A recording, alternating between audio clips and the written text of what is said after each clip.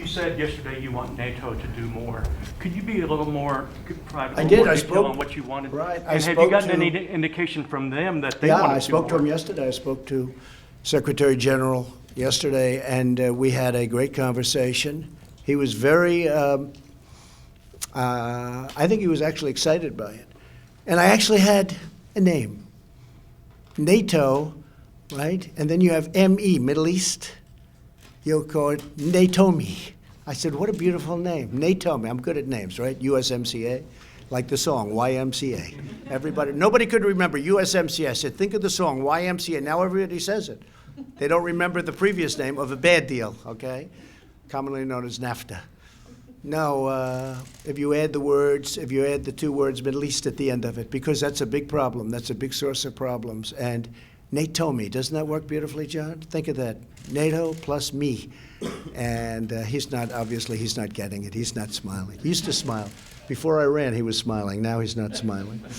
So, you know what I'm talking about. But more NATO personnel in the region, is that what you're as seeking? opposed to us, to be honest with you, because this is an international problem. And we can come home, or largely come home, and use NATO. This is an international problem. We caught ISIS. We did Europe a big favor. In fact, my biggest fan in the whole world is Secretary-General Stoltenberg, because he can't believe it. And now he just announced $530 billion we've gotten under my watch. And so we're in great shape with that whole situation. And I think NATO should be helping us now with the Middle East. Having an international flavor there is good. Plus, you had a deal signed with many of these countries that are in NATO. So, you know, the economic deal with Iran. So I have actually said that I think the scope of NATO should be increased, and they should be looking for ISIS. Will help. But right now, the burden's on us, and that's not been fair. The agreement, I always call it the Iran nuclear deal that didn't work. The Iran deal, it was just something that is no good for our country. It expires in a short time. That means they would be on their path to nuclear weapons. And for me, it's about nuclear weapons more than anything else.